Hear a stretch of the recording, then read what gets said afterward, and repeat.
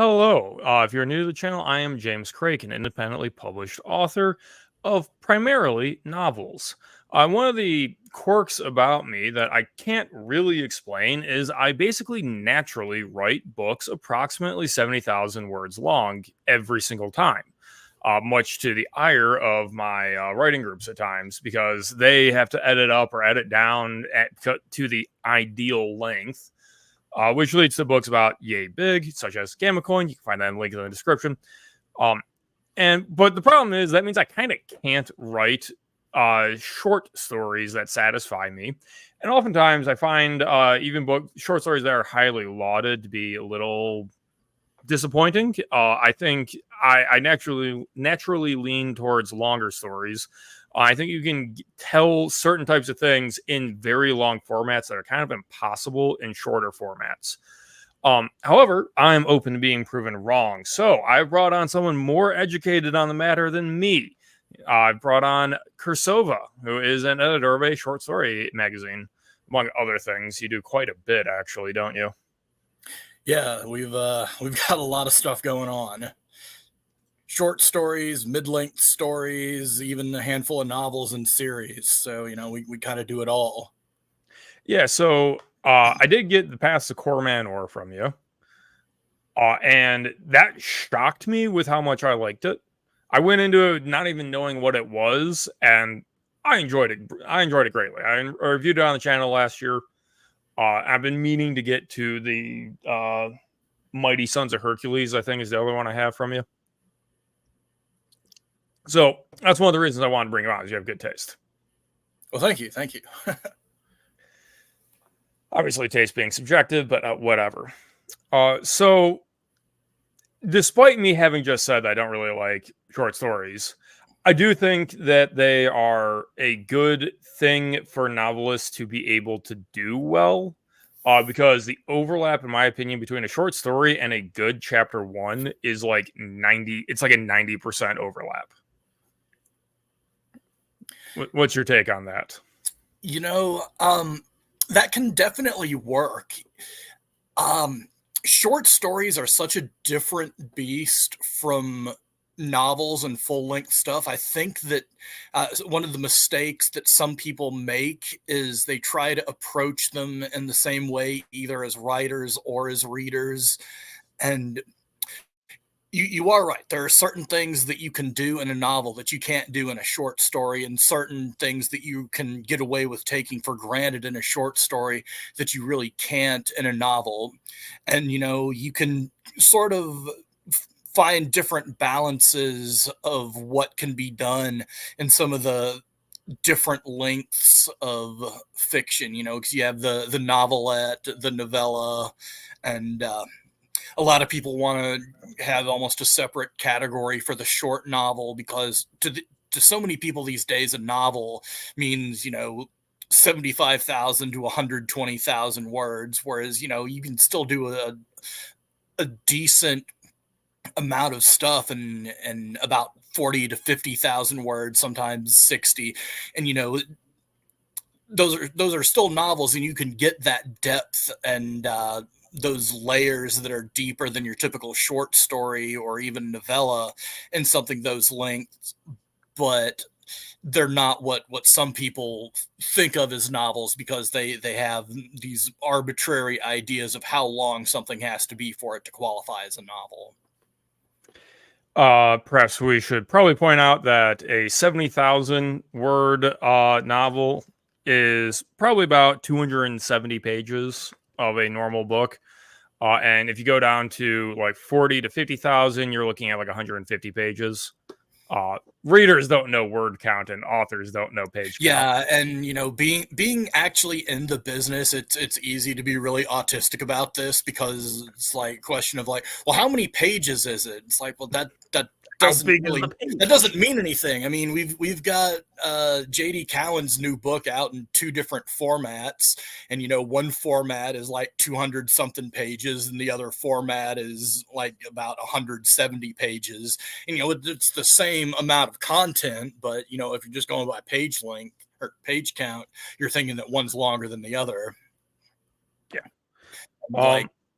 Something kind of funny that happened with our illustrated Stark project is, we had the trade collection of it that ended up being like 400 pages, and the deluxe omnibus was just shy of 200. And people are like, how is it deluxe? It's got half as many pages. Like, no, it's all the same content. It's just printed in a magazine format with all the art at full resolution. Yeah, that sounds like a difficult thing to explain to people. Yeah.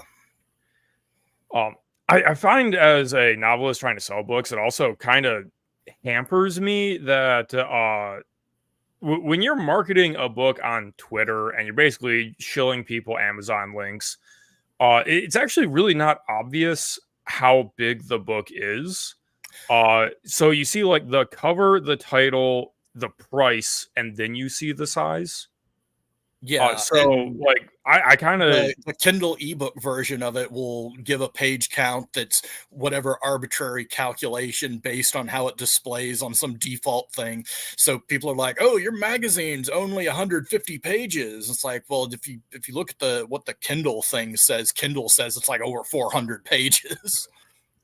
yeah, but like sometimes you'll like you can get compared against other people and be like, well, this guy's selling his ebook for 99 cents. Why aren't you selling your ebook for 99 cents? And it's like, bro, that's a 50-page ebook. Mine's 300 pages. Yeah, Like, exactly. okay. So we should be talking about the craft here. Yeah. Do you want to So start by just giving a pitch and explaining your thoughts of what makes a short story different in craft from a novel? Or do you the want me to target yeah, some questions at you? the thing about short stories is, you can really work with one solid cool idea of what you want it to be. Now you can iterate on this and have it branch out in weird ways, and you can pack a lot of stuff into a short story, but you don't want to be chasing too many different threads going off on tangents that you cannot really resolve satisfactorily in that short amount of space. Otherwise it'll feel too rushed, and you have to build towards a payoff. And the way that longer format stories work, especially novels, especially like the classic action novels, is each chapter serves as a way to like build up on what's going on at the moment and then deliver a payoff that leads immediately into the next thing. And so what you kind of said about how a good short story is kind of like a good first chapter of a novel, that definitely tracks in some cases if you're working with that kind of storytelling, I think. So with novels, you have a little bit more leeway in the beginning, I think, because people know they're going to be in it for a long haul. There's going to be a lot going on, a lot of ups, downs, twists, and turns. So a reader can give a little bit more leeway to a slow build opening. Whereas for a short story, I mean, you really gotta to make an impact in those first 100 words, sometimes first 50 words, especially, if an editor is looking at it, they're going to look at that first page and be like, does this make me excited enough to want to read the rest of this story? And Yeah, so short stories can be brutal. Let's make yeah, no mistake about that, because I have to imagine that reading the slush is not a lot of fun when you get um, submissions for your things. it really can be at sometimes. Where it gets daunting is when I've already got more stories than I know that I have the money and space to buy already in the queue, and I'm like, all right, I'm gonna have to already make cuts to which of these stories I have to say no to, and I still have 100 more stories that I have to read. That's where it gets really painful and tough. Makes sense. Um, well, that's an optimistic take, because in my experience, in my time submitting to short stories, I've gotten everything from like uh unambiguous, you're the best entry I've gotten for this, and I'll be honest, it was a small anthology. to form rejections, to you didn't really fit what we were looking for, and then getting like horrendous explanation of why it doesn't fit, and I'm just like, what? Um, and I've also just gotten like ambiguous. Yeah, you were good, but you weren't good enough. Like there was nothing wrong with you. You just got outcompeted. Yeah, I mean, like when you've got 250 stories competing for 10 slots, or like in our case, like maybe 35 to 40 slots, you can have an amazing story and just be like, it was a really good story. There's nothing I can say that's wrong with it or that would have improved its chances. It was just up against something that was amazing and would have broken my heart even more to have said no to. And, you know, there were some really, really amazing stories that we got last year that I was just like holding on to at the last minute. I'm just like, I'm not going to be able to make an offer on this. I just don't have the room. I don't have the money. It's fantastic. I love it. But, you know, you just eventually have to make those choices when you're trying to winnow down what you can publish. I mean, that's not to say that we don't get some garbage submissions that are really easy to reject, or like, especially if, like, one of my favorite rejections this year was this one guy who was all like, "Hey, it's been over a month. Have you read my story yet?" And I'm like, motherfucker, it has been like a month and 1 day. Yeah, some people don't realize that the world of publishing, deadlines only apply to writers. Nobody else actually follows deadlines because it's basically impossible. Yeah, well, I mean, I have not seen a single. I've never seen a magazine or an award actually hit their deadline for getting through everything.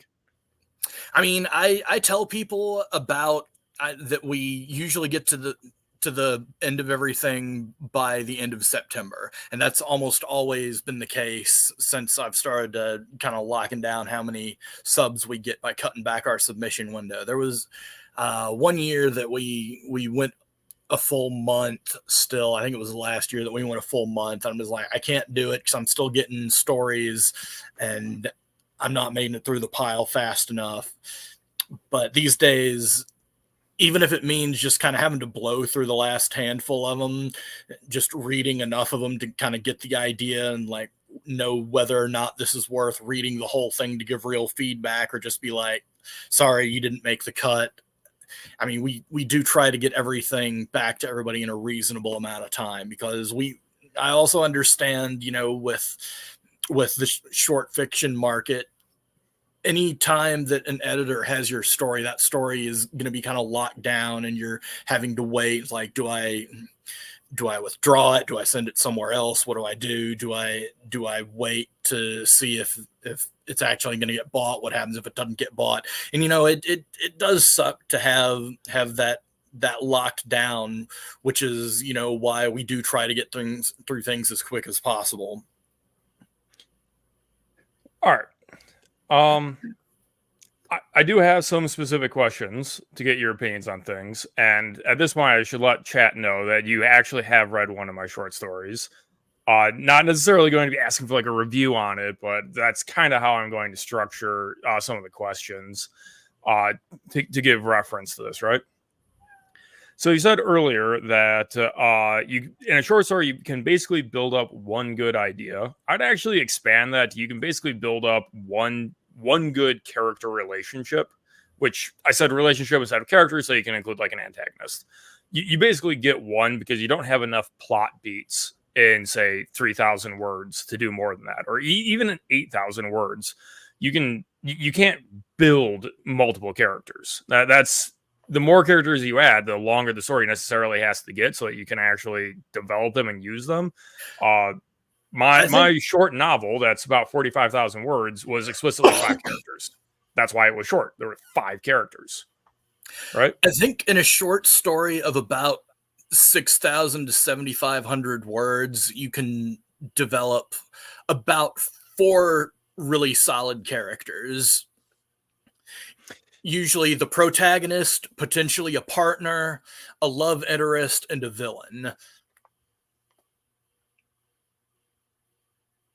I don't think I could, but I definitely lean more into interesting circumstances. I would describe it charitably. I like getting into interesting world building, which is typically just a waste of time in a short story. I don't know. Here's a question: did you like my world building in the short story you read, which is canon to Gamma Coin here? Yeah, I mean the world building itself was probably the best part of it. It was an interesting setting. It had some interesting ideas that you were playing with there.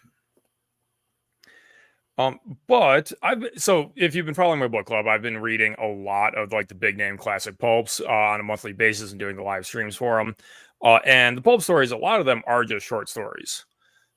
And to get to the setup and the payoff, even if there is like, all right, it's Solomon Kane and his friend, the shaman, meets a evil sorceress who summons a monster to kill him, which is like 3 different Solomon Kane stories, right? Uh, so much like Robert E. Howard leans into like the immediate scenery description and uses setups that you just have to take like a 1 sentence setup. Like he had come down to the Ivory Coast because there isn't time to do anything else. And by freeing up that kind of stuff, it leaves word count and exploration for, exploring the jungle, describing the monster, uh, expanding the fights. But even Robert E. Howard has to compress fights. Like in a full novel, you can have an entire chapter dedicated to a fight. Yeah, here's the thing about fights, though, is that I mean Howard knew fighting. I mean, he was big into boxing. You know, he understood what made a good, compelling fight. And it's not necessarily the length of fights and how they're described as far as like the amount of minutia and play by play. It's how well you're able to make it impact with the reader. There are certain kinds of fights I think that do really work well with that level of detailed description. Like highly technical fights. Like I just finished editing a novel that we're going to be publishing soon about a fencer. And so, with all the different types of fencing techniques, the play-by-play descriptions of like what techniques he uses as he goes through his sword fights and routines, that kind of makes sense there. But in a lot of stories, I think that less can be more. So I view it as kind of like styles of fighting. I actually like quick and brutal fights. And I say that as someone who's free to read web novel is fantasy military fiction, where I have multiple chapters dedicated to the nuances of siege and like rank formation and matching, pikemen versus archery and bringing in magic cannons and stuff. Often, a lot of fights though are just like immediate brutal attacks, injuries, taking the advantage, winning with the advantage. Yeah, and that's usually what I do. That's pretty realistic for most fights. It's usually not going to look like the 15-20 minutes of They Live guys throwing each other into trash cans and stuff. It's going to be like whoever gets that first advantage is able to get the joint lock, breaks a limb, dislocates something, and just proceeds to kick the shit out of the guy. And and one of my favorite authors, Lee Brackett, a lot of her fights tend to play out like that. It's like one paragraph of the guys just they wrestle, go at it, they get a few punches in, one guy manages to like get his knee behind the other guy's back and just cracks him in the back of the skull, and that's that. Now, I say all that with the knowledge that in my debut novel, Faceless, everybody who's read it basically has said that the best chapter was the full chapter dedicated to a chase sequence of trying to escape basically a poor neighborhood sewage plantation thing where a druggie tries to knife him. And then all hell breaks loose. I mean, a chase sequence is a different animal from a fight, I think. Why don't you explain that? I think they're quite similar, actually. Well, because in a chase, it's about the changes to environments and reactions to those changes in the environment. And, a chase is typically also going to last longer than, just a drag out fight.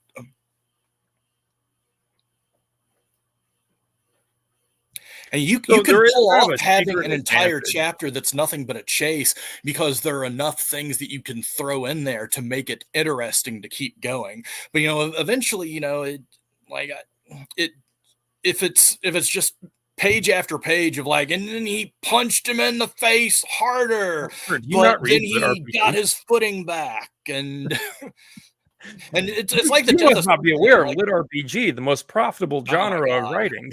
Oh my god. Like it reminds me of the death of Superman. I don't know if you've read the death of Superman comics, but like if you like once you get to the actual part of Superman fighting Doomsday, it's boring as hell. It's just page after page of like Superman punches Doomsday in the face, Doomsday punches Superman. It just like goes back and forth just over and over, just and it stops being interesting pretty quickly, and that's what Okay, happens a so lot, especially if you don't have, the visuals to go with it. If you're just writing the prose of just a chop by chop, punch by punch, blow by blow of a fight, it can get really repetitive, really old, really quick. And like I said, what makes a chase scene different, I think, is because you can introduce all those different nuances of the environment to keep things fresh and interesting. Like if they're running through the alley, they knock over the trash cans, and then there's an old lady with a bunch of chickens behind her, and there's the fire escape that you could climb up, and you throw the pots. You have entire like Popeye cartoons that are nothing but like a chase sequence of Popeye and Bluto beating the hell out of each other in different weird, crazy environments, and so you can keep it fresh and interesting by having those different things to throw into the scenario. It doesn't get stale. yeah, so implicitly there, because that's your explanation for why chase scenes are still good when drawn out a lot.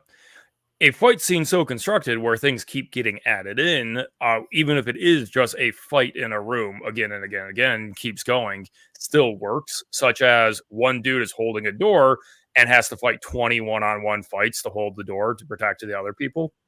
That could be 20 fights in a row. I think that That seems kind of repetitive to me. it depends how interesting the new combatants are and the slow progress Uh, of his injuries. Now, I say that as somebody who put that in book 5 of a ongoing web novel, where if a reader gets to there, they're going to put up with quite a bit to keep getting more. yeah, that sort of thing's not my jam. Yeah. All right. What was the other thing? There was That's part of another why thing I I am should a have dark written down as I tournament was sitting here talking with you. disrespecter. I'm sorry. I said that's part of why I'm a dark tournament disrespecter. Oh, right. Anime. So, how familiar are you with Demon Slayer? I got really bored with Demon Slayer and ended up not finishing the manga. I think I dropped it like after volume 15 or 16. I was getting them from the library. It had some good character designs, some sloppy layouts. I'm impressed that the animators were able to translate a lot of those scenes into such exciting fights as they were, but the good guy fights all of the monsters in order. They're literally numbered for his and your convenience. That shit was kind of tiresome to me. I didn't really I dig it. found it painfully boring. Yeah. I still watch it every week because I watch anime with my brother, and it's just what we do. But oh my god, was Entertainment District arc boring. I was bored to tears as soon as the fight started. Yeah, When it was like investigations and breaking in and looking for people and haha, funny cross-dressing guys. That was all fine. Then it was just like 7 episodes in a row of, and then they cut, and then he cut, and then they failed to cut off his head, and they failed to cut off his head, and failed to cut off his head, jammed in with the sob story, backstory, short story thing, right? Uh, it's one of the most popular anime in the world, and I found it miserably boring. Yeah, I mean the anime has really good animation. I haven't watched much of the anime. Like I said, I read the manga. I was not that impressed by the manga. I heard the same. Yeah, I thought about reading the manga, and then one of my friends was just like, "No, it's bad." All right. One of my theories on short stories, which also applies to first chapters, coming back to an earlier point, right, is you kind of have to be careful with twists because you don't have enough time to establish the reader's concepts of the world. And I say this as like an epic fantasy, extravagant sci-fi writer. You have to establish what is normal before you can twist the reader's expectations. And in a short story, you basically just don't have time to do that, except maybe once, which is why I lean against any form of subversion in a short story when I'm creating, because I'm choosing to indulge the world building instead. Do you think that's a silly restriction? Should I be pushing myself harder when I dabble in short stories? I mean, I don't necessarily think that that's a bad idea, especially if you are kind of new to the craft of writing short stories. There is a lot you can get away with depending on how gonzo you're willing to go and what genre you're writing in. One of my touchstone short stories that I like to recommend to people to be like, all right, this is how ridiculous you can get and how much awesome stuff you can pack into a single short story is Basil Wells' Raiders of the Second Moon. I think it was published Bezel under. Wells, Raiders of the Second Moon. Yeah. So this is an 8-page short story. There's a second moon that's on the opposite side of the regular moon, so we can't see it. An astronaut. I love old sci-fi. Yeah, old school sci-fi. An astronaut chases a Nazi scientist there to this jungle moon. He's crash landed. He's lost his memories. He's become a jungle man on this jungle moon. He's made friends with the talking ape natives and the, human natives.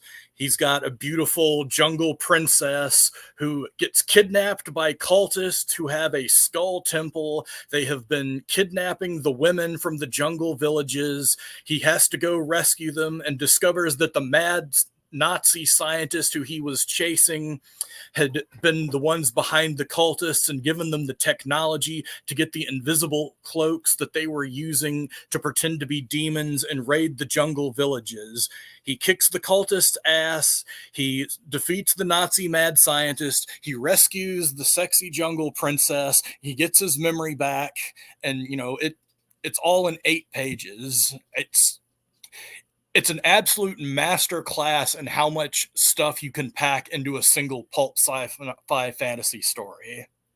I'll have to give that a read. I assume that's in public domain now. I can just Google it. Yeah, And get it. it's in an issue of Planet Stories. Let me see if I can pull up what issue it is exactly.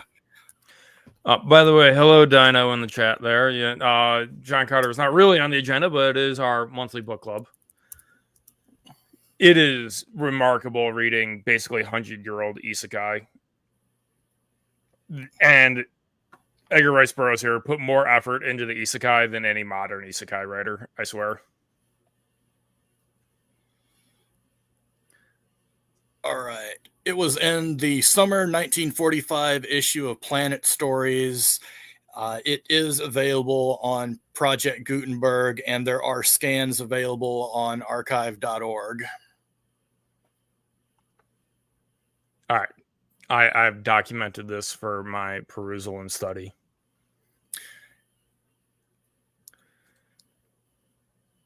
Oh, it sounds similar to John Carter. Fair enough. All right. One of the things I tried to do in my short story was kind of this like high concept idea of the types of conflict that get people most immediately invested in a story. I broadly classify as like karmic injustice. is like the fastest way to really grab a reader, I think. Um, and just on that statement, do you agree with me? Yeah, I think to an extent that definitely works. I think that personal stakes for the protagonist are always a good thing. If it's friend, family member, loved one who's threatened or imperiled, or if it's the home that's imperiled, that's a good motivation or justification. But sometimes the moral injustice works too. I mean, we recently serialized a novel from Dave Ritzlin that the whole deal is that, like, oh, the barbarian guy hears that this wizard is a pederast, so he's going to go kill him. That's just enough reason for him to go do it. So the next element that I think is essential to all forms of storytelling is being able to direct where the plot is going. And people usually say the character has to have a goal and things they can do to accomplish that goal, and then you need to see them doing those things. You can have complications come in and developments, and you can have changes of plan. But if you don't tell the reader where you're going, they're going to say it's slow, even if all kinds of stuff is happening, because they don't see progress towards something that they're told is where they're going. The readers will say this is slow. Yeah, there's always the expectation that the protagonist will make progress towards his goal. Right. So, to explain the short story to those listening in the beginning, the main character is in a hospital. Why? Because his daughter was a random victim of a terrorist attack. And he's told, sorry, we can't really do anything. We being the police, we can't really do anything. We can't really explain why. It sucks. Sorry, bye. So he then sets a goal of, because of the attack, she loses her arm. After some character development, a bit of pity, maybe too much wallowing, because it is a short story, and I'm used to longer format where you kind of get more rope from the reader, right?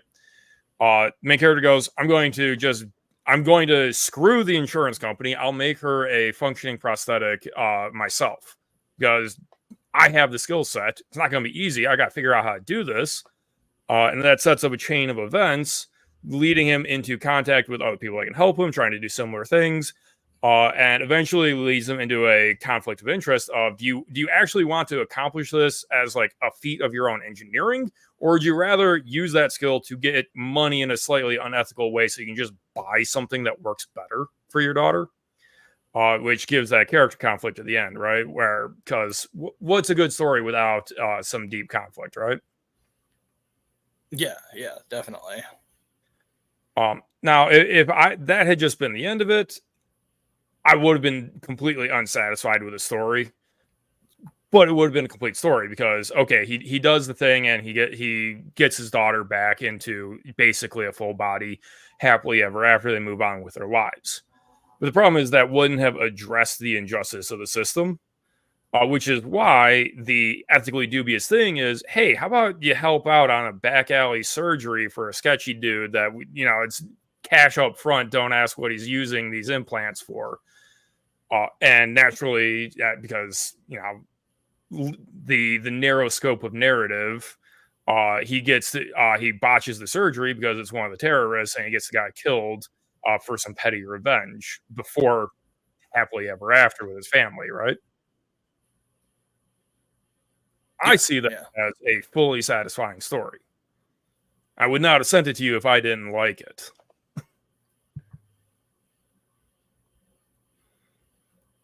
So there's kind of my question for you. Did I miss an element in the craft of a good short story? It was pretty well told, pretty well put together.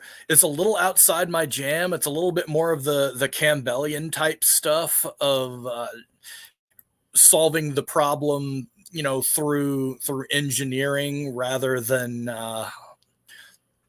other means. I mean, I would have loved to have seen him, take the fight directly to to the terrorists and stuff, or the corrupt insurance company, or force the cops into a situation where they had to deal with things. But it still had a lot of interesting germs of ideas here, and like I said, the setting ideas was really cool, and I did like the premise of it. It was, like I said, a little slow for what I typically look at and look for, but it was still well told. Maybe that's literally just my issue is I know full well what people like in short stories is action. And for some reason, I just don't write action in my short stories. I just steer away from it. And maybe that's just me being head up my ass. Yeah, I mean, I did like that twist at the end.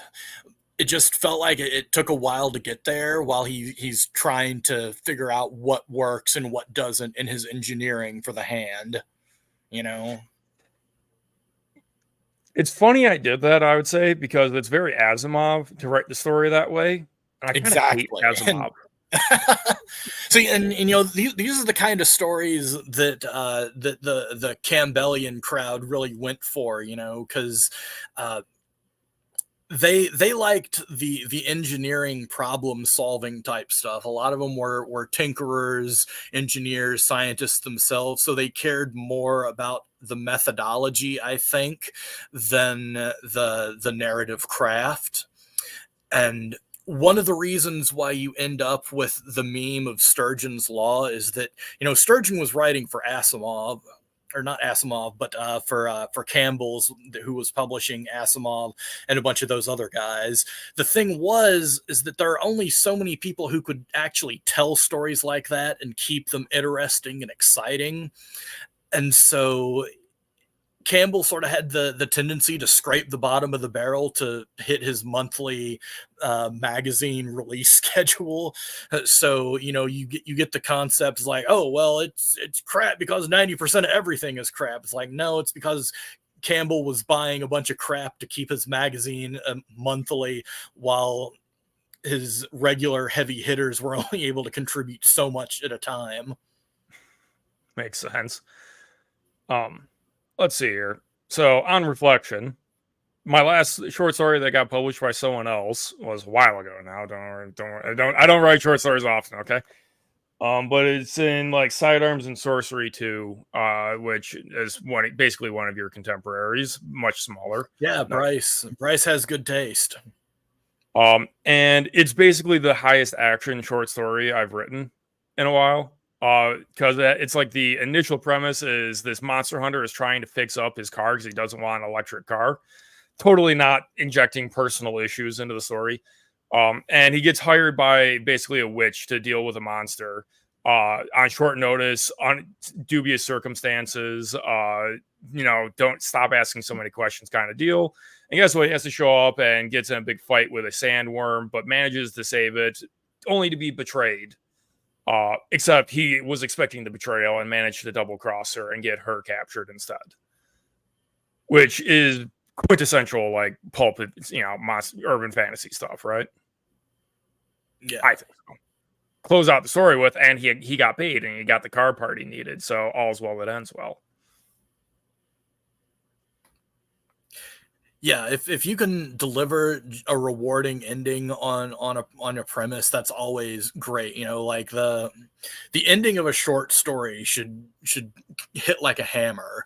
Like it shouldn't peter out. You don't really have a lot of time for a denouement. Like just have it be like bam, just right there at the end, like something cool, something punchy. Like a one-liner isn't a bad way to end stuff. It's a good point. It's a good point. Hey, why don't you tell me what you're looking for in your August submission? It's really hard to say, you know, because we have our submission guidelines up.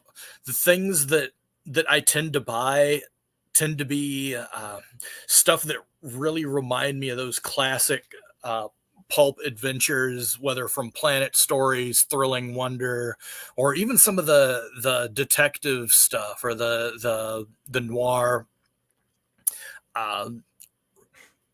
One of the things we have listed in what we're looking for is Raymond Chandler, but in space. So Interesting. I can dig it.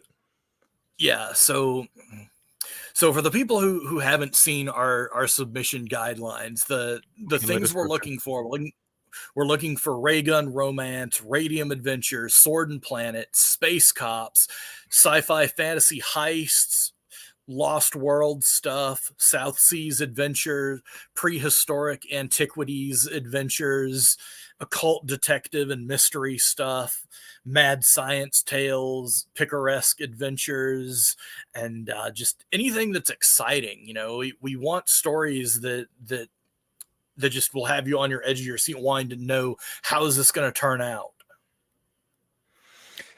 All right, so you cut me down there because I do have another short story I'm working on that no one has seen.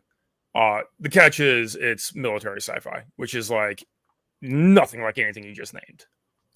Yeah, we're I'm a little iffy personally on military sci-fi. Like there are a few milsif stories I like, but a lot of them, even from the era that I enjoy the most, tend to fall into just really generic, like, oh, you have the captain, the lieutenant, and the ensign. They're practically the same guy. They just talk back and forth through whatever crisis is unfolding. I mean, isn't And that just Sturgeon's law? yeah, well, but a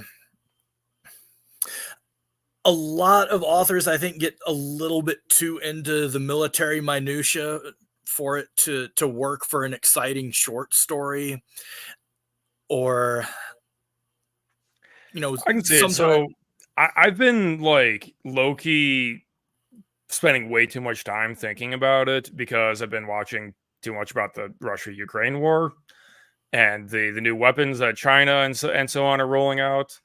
Because, like I said, I write cyberpunk. I'm James Craig, the cyberpunk guy. So what does war, like full scale country on country war, look like in a cyberpunk setting? Has occupied so much of my brain lately.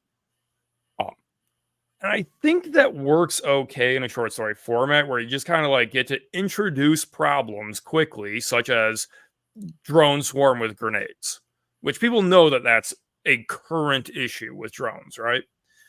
All right, but this is a developed sci-fi setting. The soldiers have an answer to that. All right, what's that answer? Is that they're running away from this attack?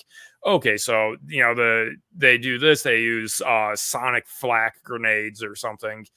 Come up with some Yeah, answers, and then introduce a new problem, new solution as they get closer, closer, closer to their goal. yeah, I and think it works. yeah, and a place where that worked really well for me, I think, was in the first anthology of Fred Saberhagen's Berserker stories, where I it's had that recommended. where it's each story they're having to deal with some new twist of the Berserker technology, ways to overcome it, ways that the Berserkers overcome their workarounds, and sort of back and forth. And that sort of problem solving on that scale can work and be interesting. All right, well, I I think got. that I unfortunately have split myself in like 7 different ways on different writing projects, yeah, so I have no idea when that I, story is I going think with short stories and military sci-fi, I think the best thing to do is limited operation, like one to. Yeah. like one mission, one rescue, one recon, one just one mission. I think is the most you can really do and make it work in a short story. Yeah. So what I latched onto for this story is opening of the short story. They're falling back because the troops are being overrun. The lieutenant gets injured because he's up firing, firing, covering fire. That's the inciting incident. Is the lieutenant needs evac? How do you evac in the middle of a shitstorm? Yeah, And getting him, who's unconscious, out means that the sergeant's the main character, and trying to pull that off is the meat of the short story. And yeah. gives The enough space for the plot beats. It limits the character action. Yeah, the absolute worst submissions that we get tend to be the people who will try to cram an entire space war into 2,000 words. Yeah. Yeah, there's no way that works. Yeah. People try and do basically that in like prologues to epic fantasies. Oh, here's all this backstory about this giant epic war. I'm the next J.R.R. Tolkien, don't you know? And that is why so many people skip prologues. That I can't even use prologues because like 30% of readers will skip them. Oh, drives me nuts. All right. By the way, hello, Zaluz. Starship Troopers is very good military sci-fi, but I argue it's a very peculiar type of military sci-fi because there's so little fighting in Starship Troopers, the book, actually. Hello, AC Pritchard. Yes, thank you for hitting the like button. I am trying to get to 1,000 subscribers, so viewers, you should hit like and subscribe. Do it. Thank you. Obviously, also the book club, my books. I do like money as well. You can support me that way. All right. So we've talked about my short story.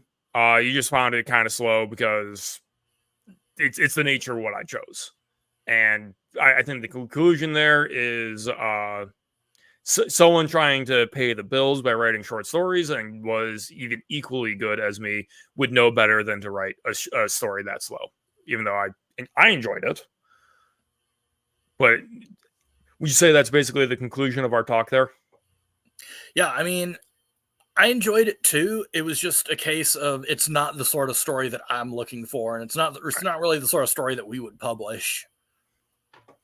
By the way, The Forever War is fantastic. One of the best books I've ever read. We've touched on history, your August submissions. You have pretty generic guidelines. You're opening up, what, August 1st? Yeah, we're going to be open from August 1st to August 4th. And the reason it's such a short... if I wanted to. I'll be drunk at Gen Con. Yeah, the reason it's going to be so short is, like I said, we've gotten to the point where I just get more submissions than I can handle and read in a reasonable amount of time, much less make offers on. So we're not going to... Here's a question for you, a little random. Would you ever use an AI to pre-screen your submissions?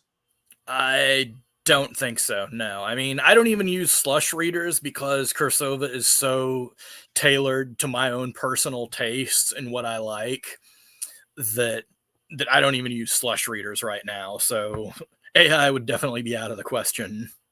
Fair enough. I said before that if Hollywood were smart, the way they would be using LLMs is not to write their scripts, but to read through the slush they already have and like actually fully read it and find the scripts that just have like a bad 2 opening pages that, over caffeinated gender weird Hollywood sycophant would put down because because there were bad formatting on the first page.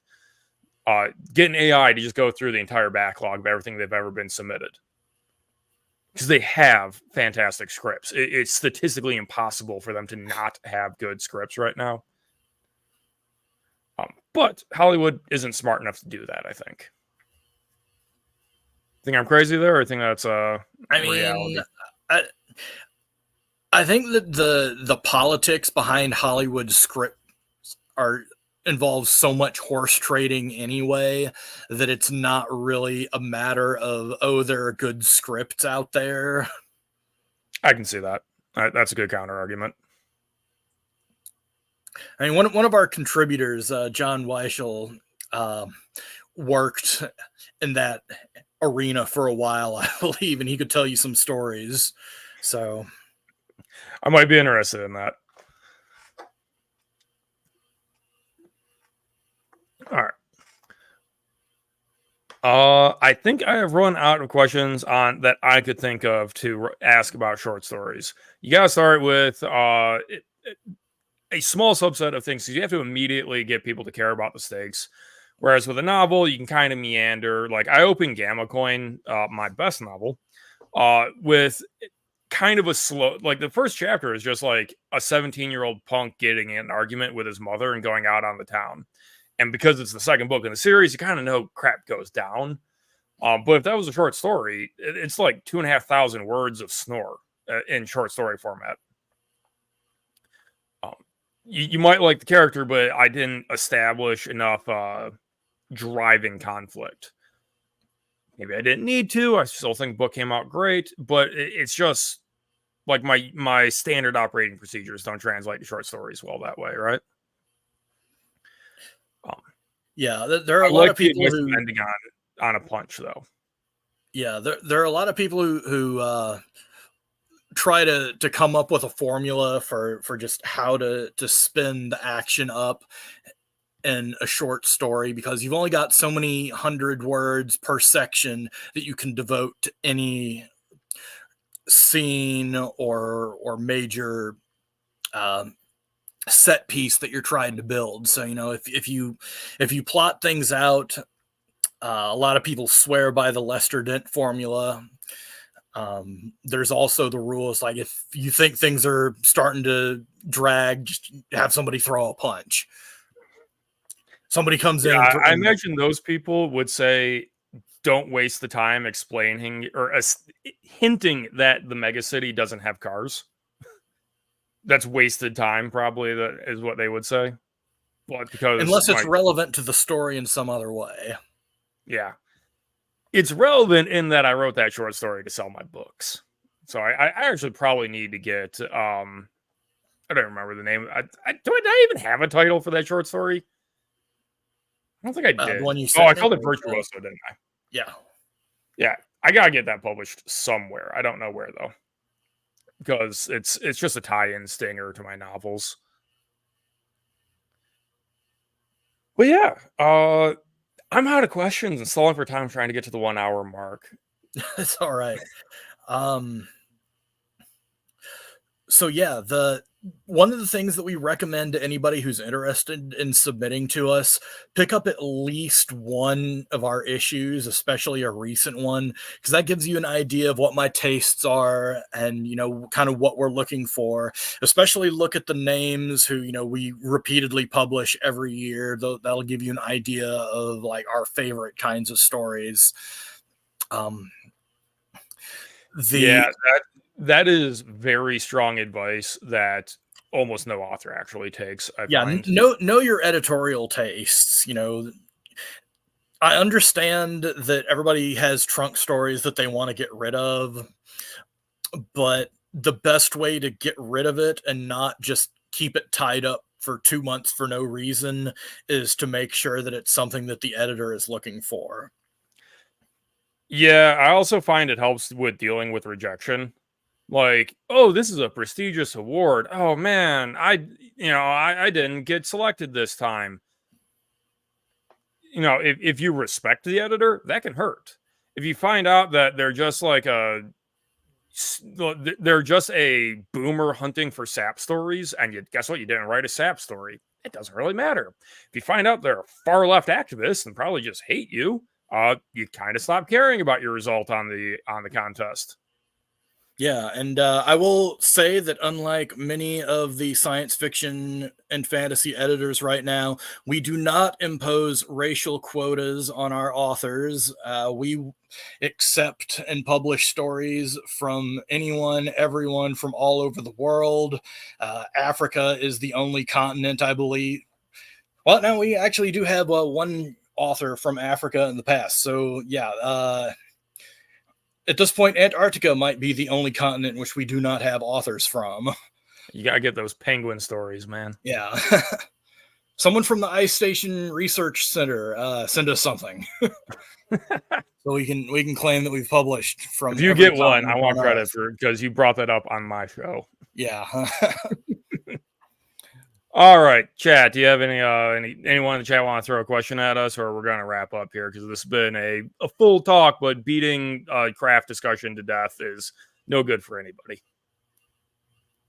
All right, going once, going twice. Thank you all for tuning in. Cirsova, thank you for coming on. This was a great talk. I learned things. Thanks for having me. It was a lot of fun. All right. Peace.